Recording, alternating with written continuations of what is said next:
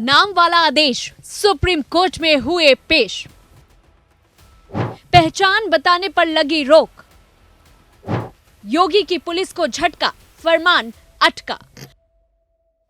नाम बताने पर लड़ाई, अब 26 जुलाई को सुनवाई। योगी के नेम प्लेट के आदेश को लेकर विपक्ष लगातार हमलावर था।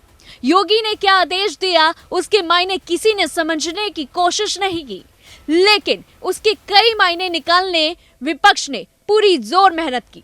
जगह जगह पोस्टर्स लगवा दिए, उसे हिंदू मुस्लिम करार दे दिया और इतने से भी पेट नहीं भरा तो इस पूरे मामले को सुप्रीम कोर्ट की चौखट तक पहुंचा दिया। मामला चाहे कुछ भी हो, लेकिन कुछ लोग ऐसे हैं जिनकी नजर से नफरती चश्मा उतरता ही नहीं। हर मामले को धार्मिक चश्मे से देखना इनकी आदत सी बन गई है।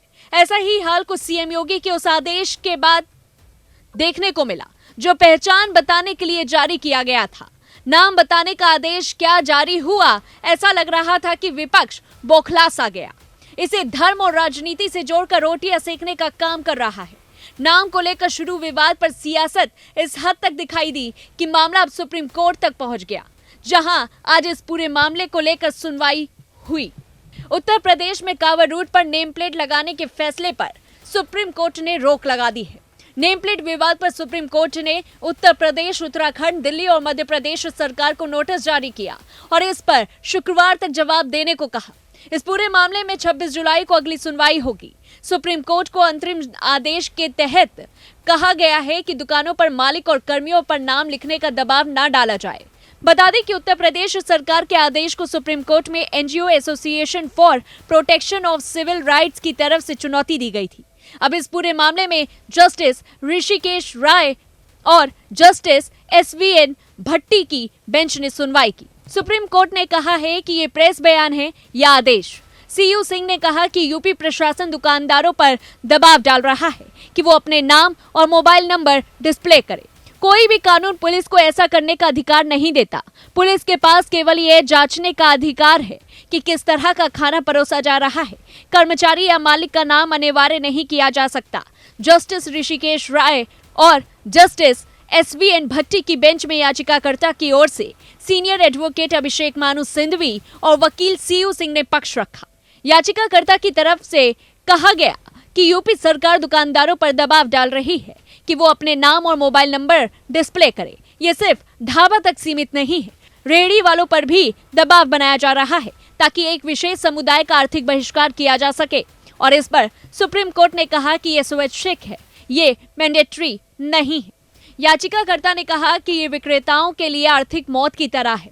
अभिषेक मनु सिंधवी ने कहा कि इसमें विक्रेताओं को बड़े बोर्ड की जरूरत है।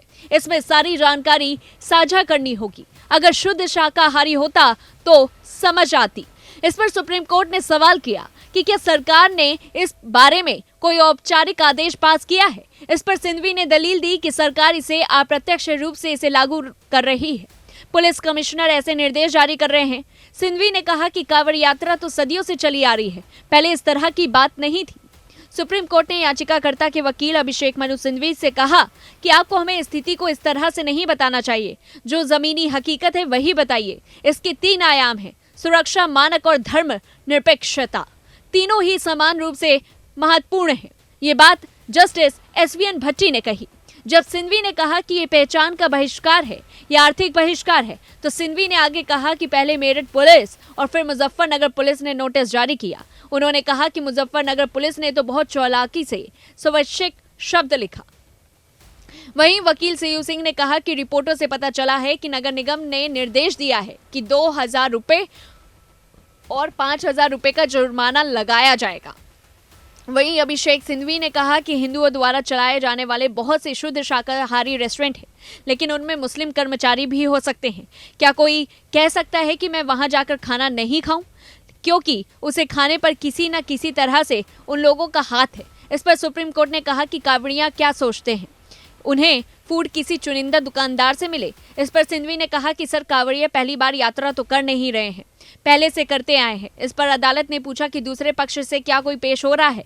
सिंघवी की दलीलें सुनने के बाद सुप्रीम कोर्ट में जस्टिस भट्टी ने कहा कि मेरा व्यक्तिगत अनुभव है, केरल में एक वेजिटेरियन होटल हिंदू और एक वेजिटेरियन मुस्लिम द्वारा चलाए जा रहे हैं, लेकिन मैं मुस्लिम होटल में गया, वहां साफ सफाई थी, इसमें सेफ्टी स्टैंडर्ड और हाइजीन के मानक अंतर्राष्ट्रीय स्तर के थे, इसलिए मैं गया था। ये पूरी तरह से आपकी पसंद का मामला है। वहीं अब ऐसे में सुप्रीम कोर्ट ने अपना आदेश जारी कर साफ कर दिया है कि 26 जुलाई को अगली सुनवाई होगी। और वहीं सुप्रीम कोर्ट ने अपने फैसले पर साफ कह दिया है कि अभी नेम प्लेट लगाने के फैसले पर पूरी तरह से अभी रोक लगी हुई है। 26 जुलाई को अगली सुनवाई होगी, तब देखते हैं कि क्या कुछ पूरा मामला अख्तियार करता है। इस पूरी रिपोर्ट को लेकर के आपकी क्या कुछ राय है, हमें कमेंट बॉक्स में बताएं। तब तक के लिए देखते रहिए न्यूज़ 1 इंडिया।